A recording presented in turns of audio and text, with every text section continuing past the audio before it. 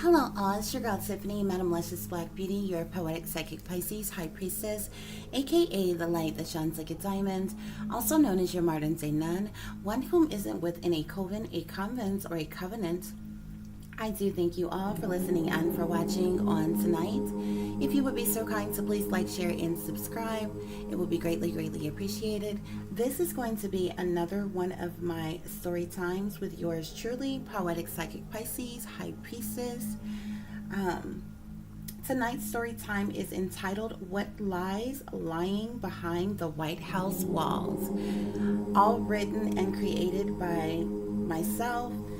As always, guys, I like to show you all, this is original work, okay, which I created myself. I wrote every single page myself, original work, okay.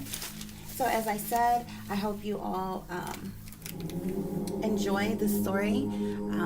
If so, please like, share, and subscribe. And without any further ado, we're going to get started with tonight's story time. What lies lying behind the White House walls? Furthermore, guys, real quick, I would just like to say, as always, the characters in this story does not necessarily predict any particular persons, places, or things. I know how people like to grasp hold of things and allow their mind to wander and allow it to, kind of run as it will or whatever, but this is all original workings, okay? Created by myself, okay? So as you all may know, I write a little bit different. My genre or style, if you will, of writing combines a lot of truth with fictional characters and events and different things, but a lot of things speak about matter-of-fact things that goes on in the world, yet with the use of fictional characters and so forth. So I just wanted that to be known, as always, before I start the story. Okay, guys? So let's get started.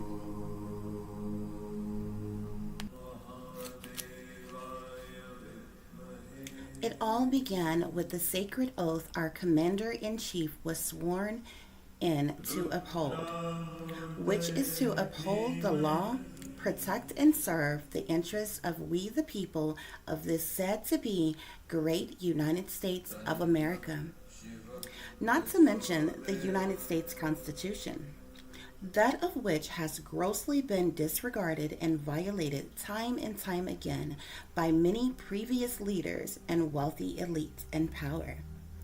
As it seems, unfortunately, we have a traitor within whom has betrayed its citizens and our nation. A unglorifying fact that will become painfully clear as our country is surely doomed and destined to perish in misery. Although no one know not the day nor the hour, for the exception of the soulless masterminds, but the end is near and vastly approaching, yet the American people will never see it coming. Nevertheless, a few awakened and chosen ones has endlessly tried to warn others of this very event. You see, our Democratic president, Seth Kane, has been colluding with foreign allies, China, for quite some time now. And to this date, secret dealings were made to allow an invasion, considering the United States has been indebted to China for a very, very long time, with the reassurance of safety, security, and wealth for American rulers. Betrayal for the love of money and disloyalty at its finest. Meanwhile, the lead in technology would overthrow the free world, becoming the new rulers in power to control America as they eagerly massacre the unsuspecting masses. The grand return of the Red Dragon. Furthermore, in consequence, this disastrous staged event will surely send shockwaves around the world, prompting war to be declared from other countries as well. But there is a much more sickening reasoning to this plot for Mr. President Kane, who has vowed to revenge the cold blooded death and murder of his sacrificed children, whereas a hit assassination was ordered by the shadow government elites to kill them in an effort to scare Mr. President and First Lady Kane into submission. After Mr. President Seth Kane refused to offer his children up for powerful elites' sexual advances. Thus, on a scheduled trip to a presidential engagement, both a 15-year-old daughter, Catalina Kane, and 18-year-old son, Howard Kane, along with their Secret Service detail, were killed instantly in a plane crash when allegedly there was a malfunction mid-flight, which was reported as the pilot hastily dispatched as they all plummeted to their death and to the ocean.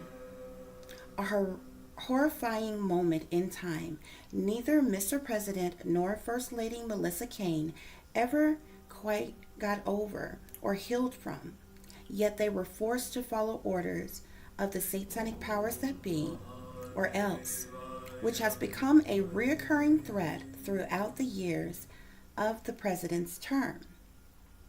As a result, our leader of the free world began secretly planning, so much so that not even the Secret Service, presidential staff, Democratic National Convention, Republican National Convention, military officials, FBI, CIA, Department of Justice, Department of Defense, high-ranking government officials, wealthy elites, satanic powers that be, the shadow government, or even the United Nations were aware that we got a goddamn traitor in the White House Oval Office, ready, set, go to destroy us all.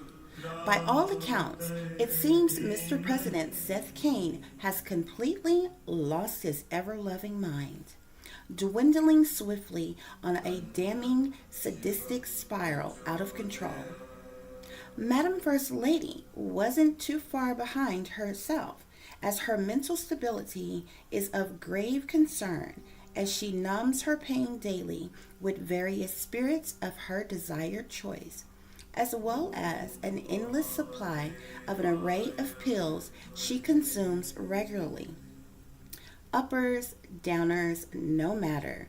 If she were ever without, there would be bloody hell to pay, as her staff cautiously kept her satisfied.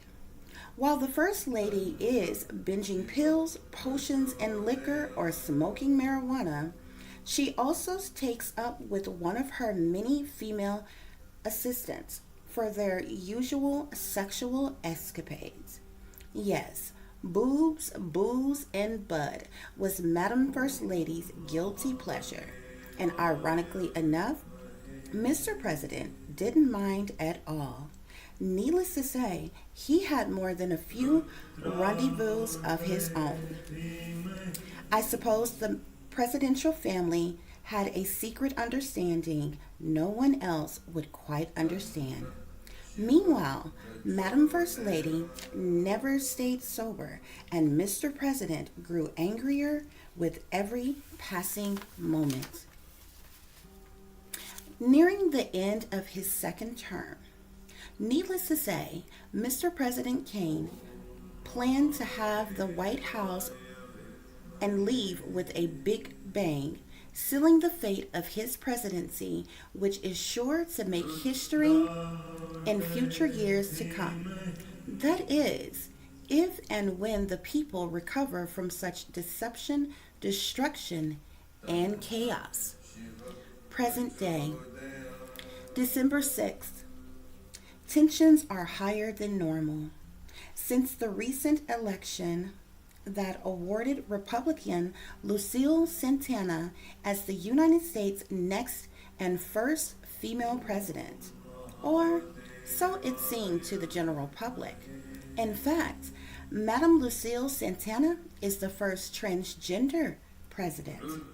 By all appearances, Lucille walked the walk, talked the talk, and beautifully looked like a biological woman.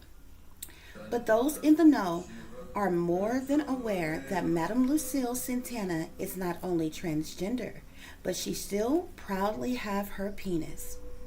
Suppose it's a man's world after all. Yet, needless to say, the Democratic National Convention was fuming at its loss, and Mr. President Kane's blood was boiling with fury in his last days in office.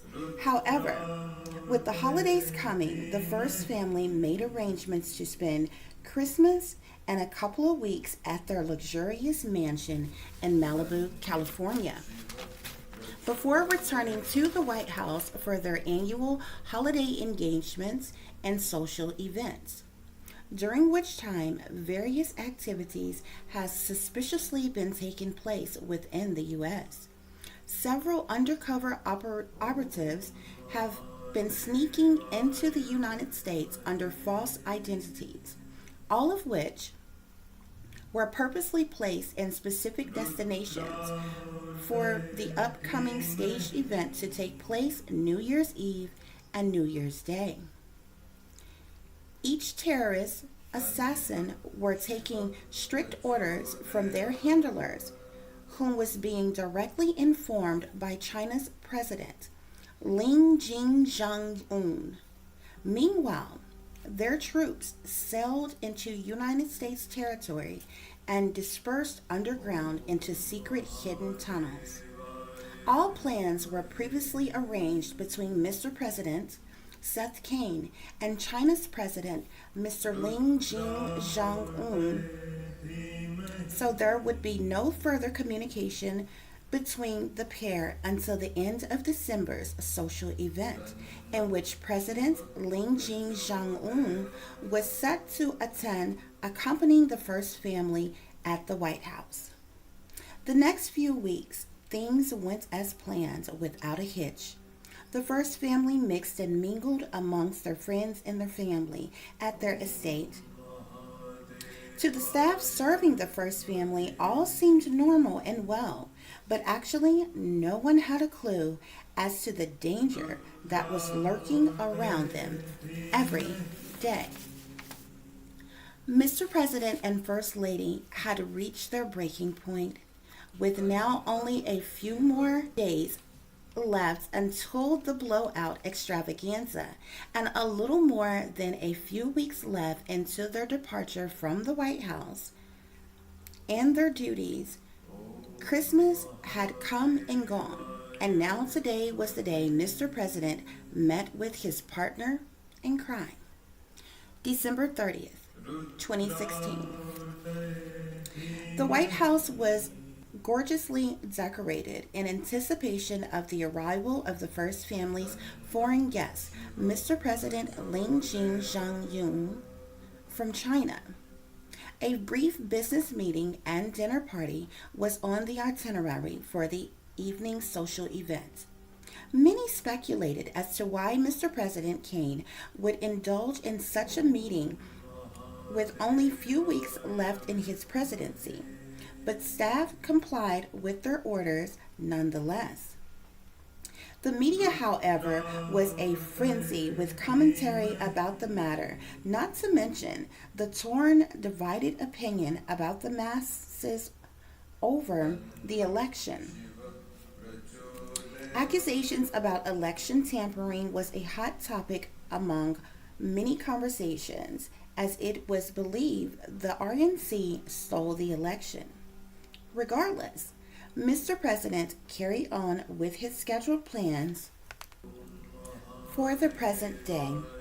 He and Jong-un met as planned, had their private meeting, which included brief discussion about the upcoming stage event, finalized conversation that sealed their sacred deal with each other, As arranged on December 31st, a psyop would take place to cause a distraction which would sway American authorities' attention.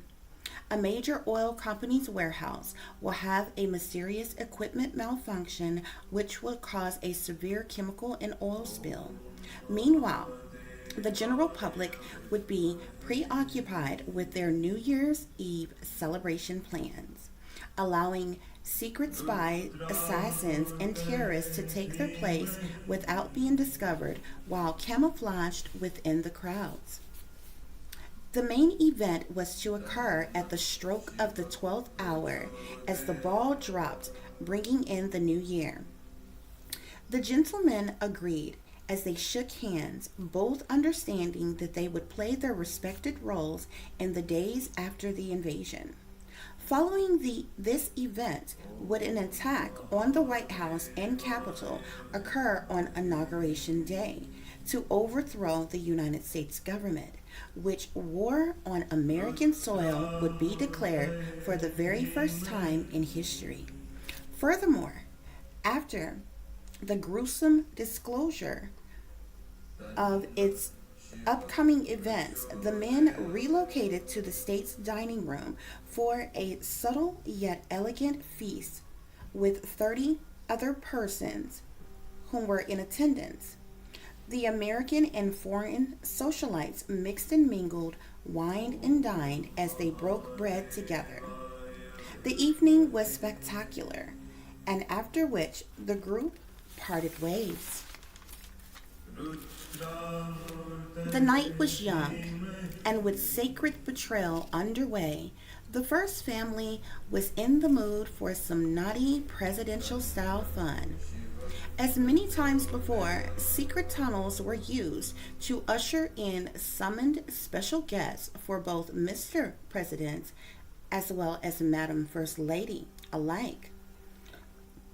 Mr. President took a liking to a very private elite escort service which provided just barely legal playmates whom serviced high-profile, powerful leaders known as presidential models.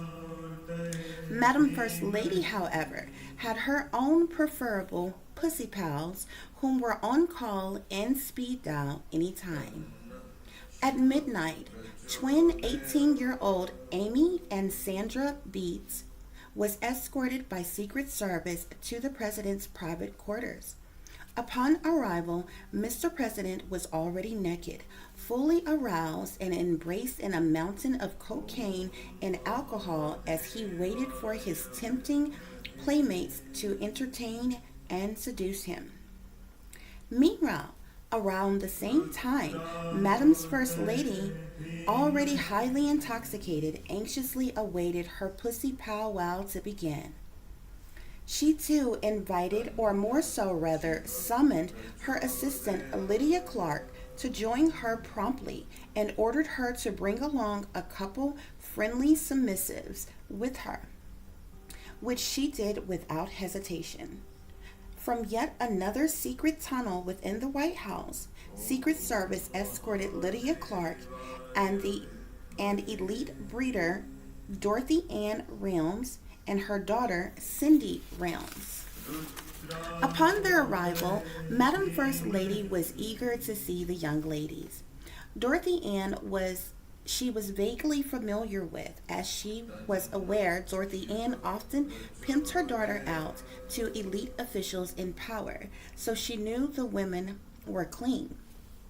Nevertheless, the women indulged in various party favors as they slumbered through the night. All of the women were expected to sexually gratify the First Lady, which they all did graciously. In the wee hours of the morning, however, around 4 a.m., all guests visiting the White House was escorted out after their cell phones, purses, and other personal belongings were returned.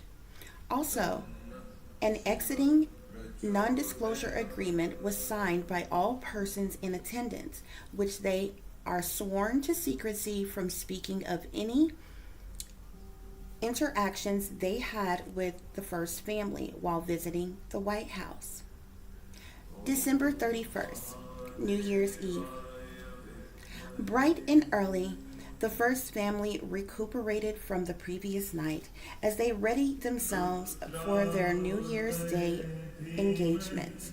But of course, as planned, tragedy struck at 10 a.m. sharp when news swarmed through the White House of an explosion at a power plant, which also spread and affected a major oil company. A chemical and oil spill had vastly leaked, contaminating the entire area as blazes of fire torched everything in its way. The current death toll was 60 in count thus far. First responders, the National Guard, and firefighters worked tirelessly to extinguish the blaze and rescue and recover the victims affected by this sudden tragic event. Mr. President Kane was briefed about the issue as the press secretary addressed the nation and media about the standpoint of the White House on such matters. The announcement was made that Mr. President made the order to render the services and help of the military to rectify the situation at hand. The public was surely distracted by the staged event all throughout the day, yet the White House carried on with their scheduled plans. President Seth Kane had his work cut out for him as he sat in the Oval Office making very important political decisions, one of which were various different presidential pardons, several of which were various celebrities who had been incarcerated, such as rapper C. Murder, NFL star Sam Hurd, Paralympic athlete Oscar Pistorius, and a few others. Mr. President also pardoned several persons of the general public or regular civilians as well. As a lingering fear of the current incident plagued certain communities in Washington, Mr. President was urged to address the nation about the matter, which he did so, declaring a state of emergency for the affected areas. As the day turned into evening, the White House New Year's reception was underway. Several guests were due to accompany the first family in their annual New Year's celebration, which they eagerly awaited their arrival. The evening events would proceed from 6 p.m. to midnight into the new year with an array of activities. The White House First Family will host a presidential New Year's meet and greet, mix and mingle, dinner, and masquerade ball. In special attendance will include diplomats, members of the cabinet, senators, congressmen, government officials, members of military, unofficial guests, celebrities, and a whole host of live entertainment. 5:50 p.m. December 31st. Invited guests began to arrive, swarming the White House lawn with excitement as they were kindly greeted by Madam First Lady Melissa Kane and President Seth Kane. At 6 p.m. sharp, the festivities began without a hitch. Meanwhile, in New York, patrons were hard at work to set up festivities for a growing crowd ready to celebrate the night away into the new year.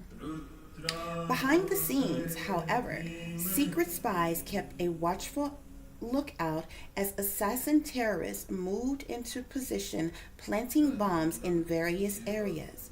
Discreet communication went back and forth to President Ling Jong-un from his secret soldiers on the ground.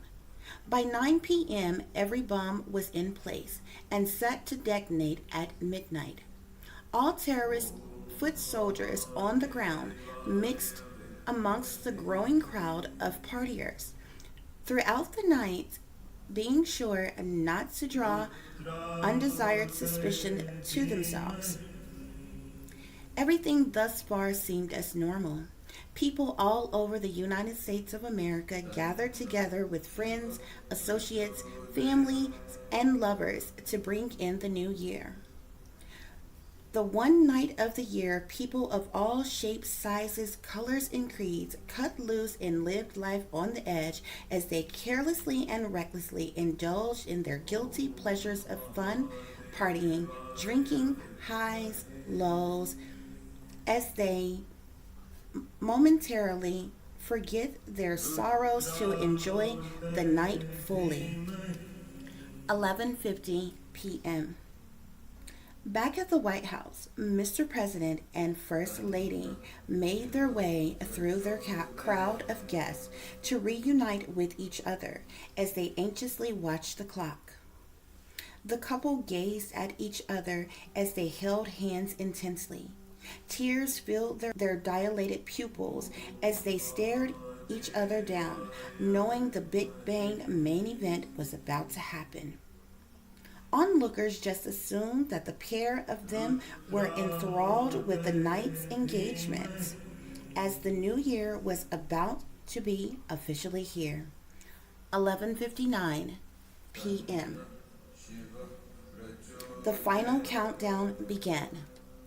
10, 9, 8, 7, 6, 5, 4, 3, 2, 1. Times Square ball dropped as the crowd cheered in excitement. All of a sudden, 6 different massive bombs erupted, causing a violent outburst of explosions. Injured bodies dropped to the ground by the hundreds. Screams could be heard from miles and miles away as a stampede of people ran for their lives while tripping and trampling over slain victims who lay dead or clinging in injury to life in the streets. The New Year's massacre was horrific. Many on-duty officers and first responders were injured and killed as they too were affected by the tragedy. Calls flooded into the 911 dispatch all through the wee hours of the morning. The FBI, as well as military troops, were ordered to handle the situation promptly, assessing the damages, death toll, and investigating the terrorist attack immediately. Meanwhile, back at the White House, Mr. President and First Lady played their role perfectly as they were hastily ushered to underground bunkers. All other guests at the White House were forced off the White House property in a hurry as the White House was placed under strict lockdown procedures. All top government officials were called into attendance and gathered to address the present terrorist attack on the nation. Leaders scrambled to find out where the threat came from as surveillance cameras were vastly analyzed by the CIA. Panic settled in all over the United States and beyond as the worst terrorist attack in United States history freshly stained the brains of everyone. Breaking news interrupted regular programming on several mainstream channels for various reasons. Of course, the obvious of the coverage from the recent terrorist attack, but also to mourn several reporters who were killed along with many other victims on New Year's. A total of 6 reporters lost their lives as they aired live as the ball dropped, and another grand total of 1,500 other persons were killed as well. Dying as a result to their injuries were another 66 other persons who are now in critical condition due to the trauma sustained after the explosion. The web was plummeted with speculations, accusations, and conspiracy theories from all over the world. It was believed that the attack happened to keep the new President Lucille Santana from being sworn into office on Inauguration Day, placing a stay for the current President Kane to remain president for a third term. However, that wasn't quite true. At least at the present moment, that hadn't been decided. As it seems, the terrorists covered their tracks very, very well. It was unnerving that ghostly assassins roamed about on United States soil. Further review of the surveillance, however, cameras in and around the bombing areas yielded very few clues. The target points were so heavily congested with traffic, it was hard to determine whom the designated terrorists were. Although it had been confirmed that at least 6 to 10 attackers were present. January 2nd, and yet and still no clues as to whom or what country was responsible for the New Year's attack. Leaders, government officials, and personnel were all on high alert as preparations were being made for the upcoming prearranged order of operations. Midday, military officials and the CIA, FBI agents received a hit on facial recognition systems of possible threats involved in the terrorist attack. 6 persons identified as illegal aliens whom fraudulently were in the United States under false identifications. 4 men and 2 women, all Asian descent and varied in age. A manhunt was underway to find the terrorists, whom all linked to 2 families whom are Asian Americans here in the United States. Yet upon arrival to search the families' homes, the terrorists had already departed and went into hiding. Both families were detained for their role in hiding the attackers to protect the terrorists from capture. 2 men and 2 women were arrested and charged. Their children, however, were removed and being held for questioning by authorities in a secret location. Further research was conducted, and it was determined that the terrorists hadn't boarded any flights out of the United States as of yet, so it was believed that they went underground into hiding somewhere. But with further investigations, it was speculated that the United States foreign Asian allies must surely be involved. The yet and still current President Seth Kane was briefed about the matter with the top lead officials of military, after which many noticed a vast difference in Mr. President, who began to act very strangely. The staff figured that the first family was just nervous and on high alert, as the White House was still under very strict lockdown procedures in case of further attacks. Mr. President, however, did make an address to the nation, ensuring the general public that the United States still stood firm and strong as ever. But Mr. President's voice shook quite a bit as he offered his condolences to all the slain victims and their families whom died on New Year's. With only 18 days left until Inauguration Day, Mr. President and First Lady Kane began planning their departure from the White House. Day by day, their personal belongings were moved to their mansion elsewhere. Meanwhile, a vigorous search continued for the Vanishing 6, as they were dubbed. The 2 families detained, however, were being held at a private underground prison facility where they were tortured for information on the terrorists' whereabouts. Sworn to secrecy, not one of them gave up any information of any kind, obviously willing to die for their overall agenda.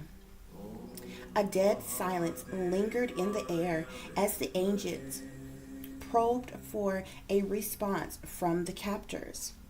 At this point, the satanic powers that be and shadow government was furious that they had been blindsided by this. An investigation was underway as to how such a massive event could happen without their knowledge. Elites high up in power wanted President Seth Kane questioned right away about his private last meeting with President Ling Jing-Zhang-Yung. On January 10th, Mr. President was scheduled to meet discreetly with the heads of military, CIA, FBI, DOJ, and DOD, along with other high-ranking government officials.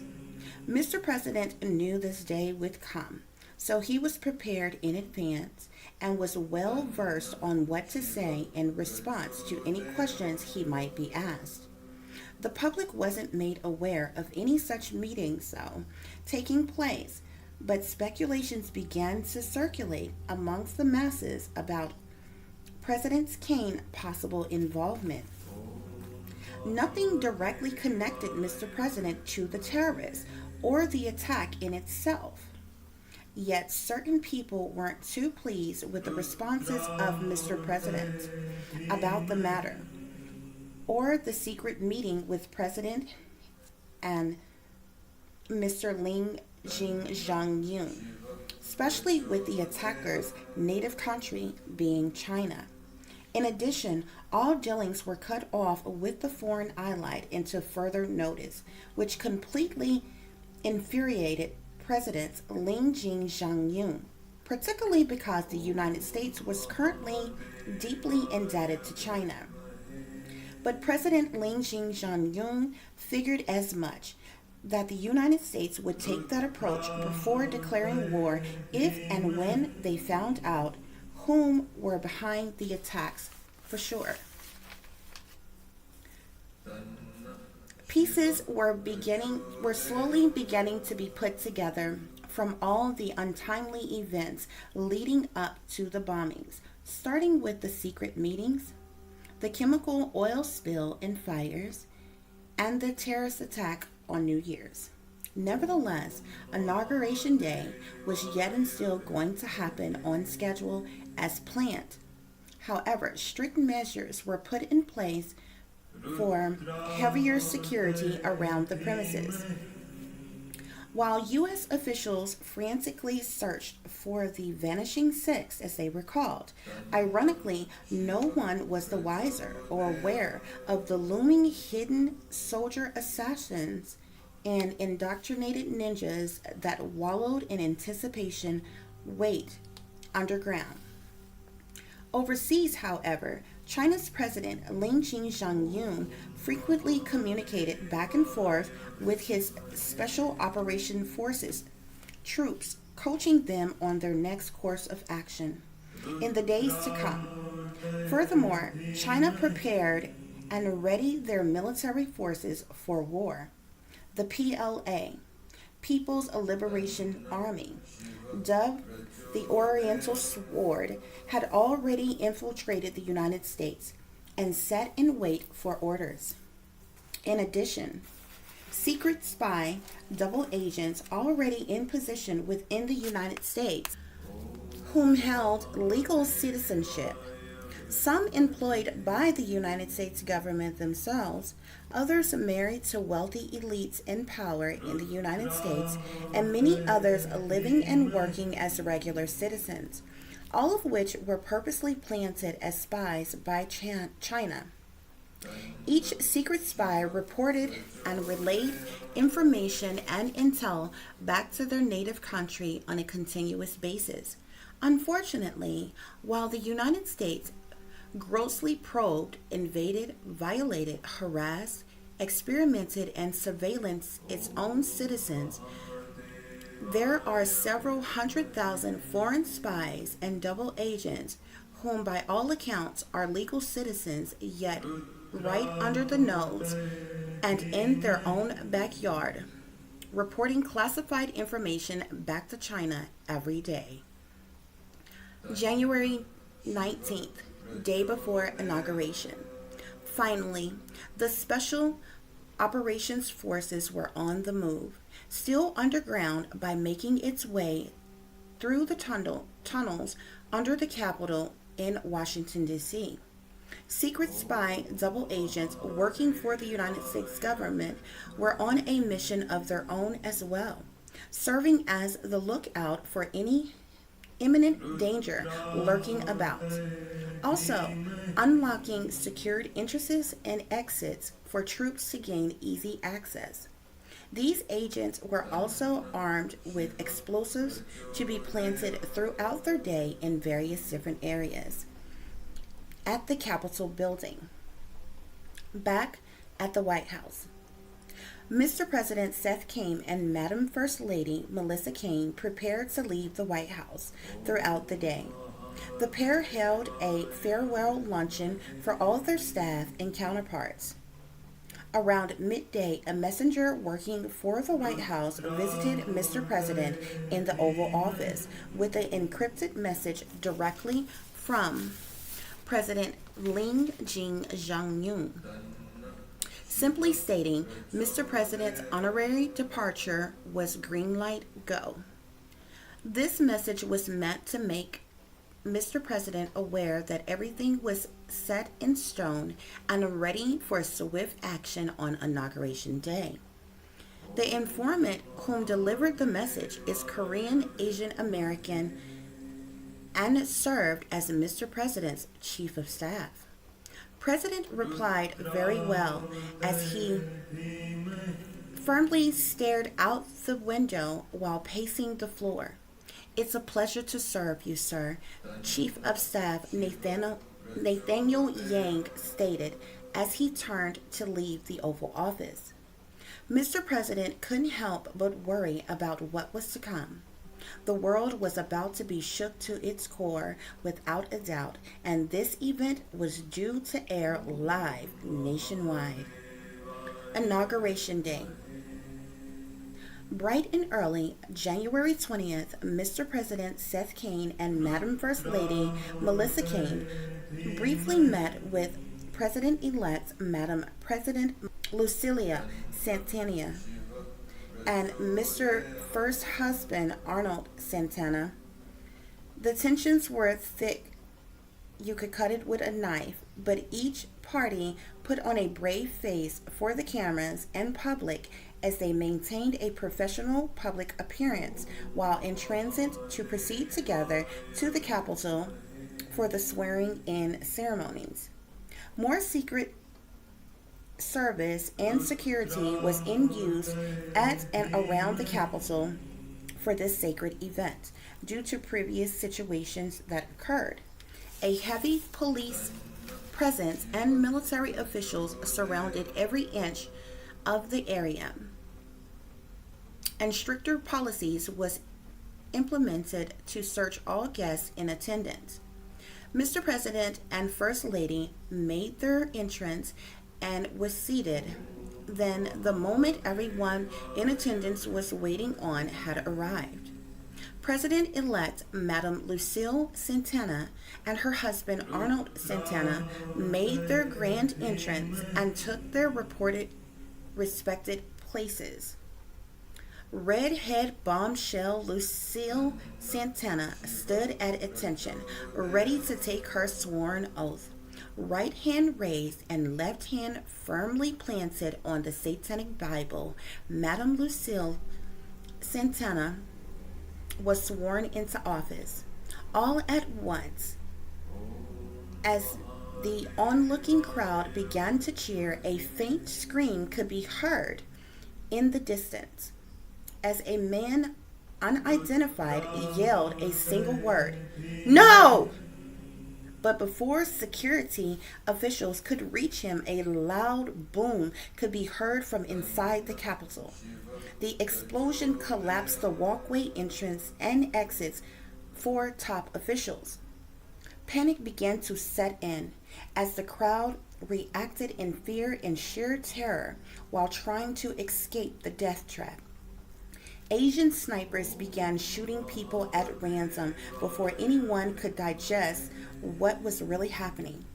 People ran for their lives, ducked, dodged and took cover. Meanwhile, the entire capital had been overtaken by foreign troops. It was an all out war on American soil. More Asian troops emerged from underground and engaged in back to back combat with American soldiers, police, agents, and SWAT units. A combination of high power explosive bombs continued to go off at random, in conjunction with heavy artillery weapons being used. Bodies piled one right after another as they fell to their untimely death. The USA was being overthrown by China's assassin troops. People watching live on television couldn't believe their eyes. The world was shook as breaking news aired stating war had been declared by the higher ups. China deployed even more troops in to infiltrate the U.S., and both the United States and China aimed missile nuclear weapons toward each other's country. All American troops were deployed and called to action immediately. The United States of America was placed under lockdown due to a state of emergency and martial law being invoked. There was many victims affected by this tragedy. Several lawmakers, politicians, and other government officials were murdered in cold blood. Things got so bad, even retired civilians stepped in to take action to fight for their country, including some very brave citizens that put their lives on the line and in danger as well. President Kane and his wife, however, was swept off early on during the attack by assassin troops whom rescued them and hid them out in underground tunnels, per orders given by China's President Lin Zhang-yung. Meanwhile, Vice President-elect was slain during the gruesome attack. Now, President Lucille Santana was injured severely and rushed to a nearby hospital. But her husband, Arnold Santana, wasn't so lucky, as he succumbed to his injuries while being airlifted out of the war zone. Nevertheless, the deadly battle continued all day and into the night. With no president to give militarized orders, the military top official took over any decisions to strike back at the terrorists. People all over the world watched in amazement and fear as to what was happening. And ironically enough, even common criminals froze in time by the unsettling events taking place. In days to come, civil unrest was sure to arise. With everybody under strict lockdown orders and every business closed, people were running out of food, money, and household supplies, and they grew angrier with every passing day. On day 3 of the ongoing war to overthrow the United States government, there was a nationwide blackout and shutdown of the World Wide Web. Americans by now were furious, as their only line of communication, which was the TV, news, radio, and the internet, which was now shut down, thanks to China. The United States did not hesitate to respond by ordering missiles to be launched at China. The United States also called upon their other allies for support as well. This war was getting messy by the day, and frankly, things wasn't looking so good for the free world. The Asian troops' next course of action was to take over the White House.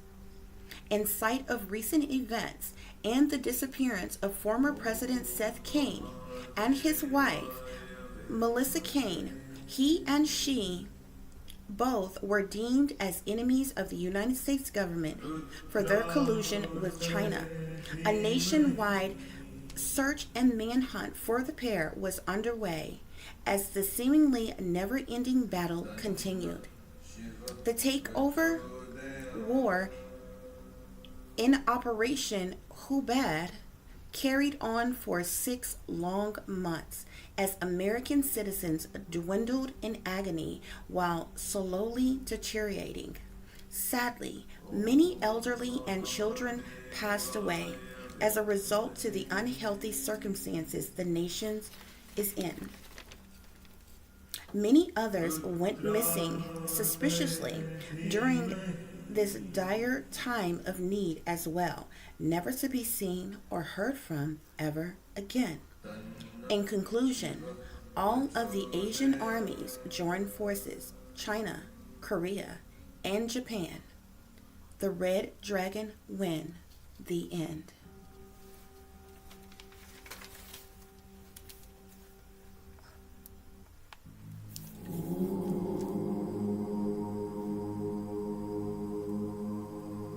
I thank you all for listening and for watching. I hope you enjoyed tonight's story time with yours truly, Poetic Psychic Pisces High Priestess. I do apologize for getting a little tongue-tied, guys, in some spots there. I'm literally doing this off a rough draft, okay? So I proofread it. I finished writing it. I proofread it, and I'm like, okay, let's do it. So I apologize for being a little tongue-tied. I may do it over to perfect it, because I'm like a little OCD when it comes to my writing and my speaking. But I hope you all enjoyed the story. Okay. This is a very interesting one. I wanted to do something a little different. We've seen so many, different little, movies and different things put into production where, it's about the presidents and the White House and, something crazy and hectic going on. But I've never seen like a spin on it where there's been a spin on it where there's obviously traitors inside, you know what I'm saying?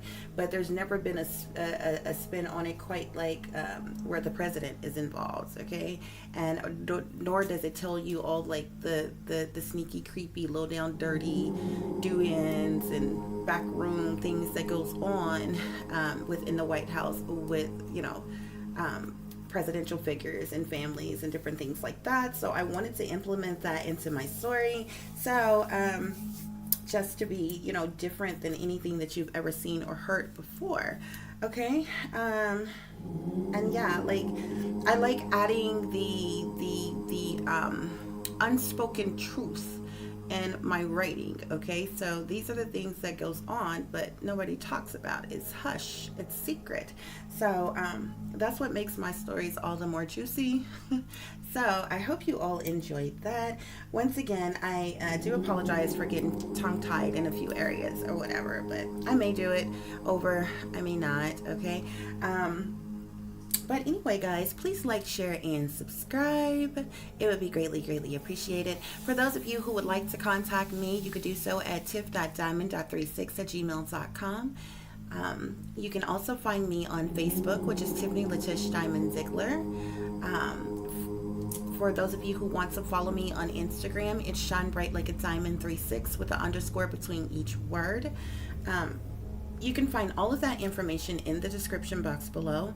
For any persons who are interested in donating to the channel, it is greatly, greatly appreciated. You can do so through Cash App, which is $TiffDiamond36, or through PayPal, which is paypal.me/@36diamond. Okay? And for those persons who love to copy and different things, I do these things off the top of the dome. I can write a story like this in a day, okay, when I have the time to sit down and do it, okay? Like when I write, I channel write. Once I start writing, I'm on it. I'm constantly on it or whatever.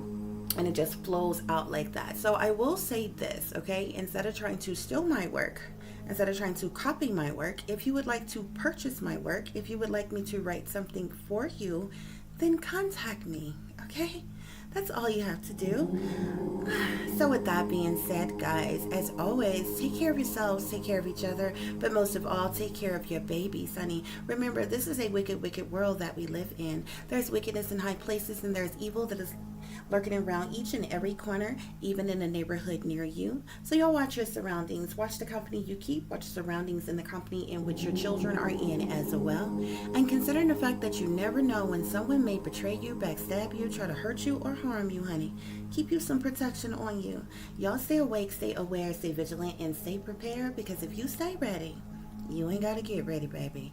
Until the next time, peace, love, and light. Namaste. I am that I am, created in the image of God.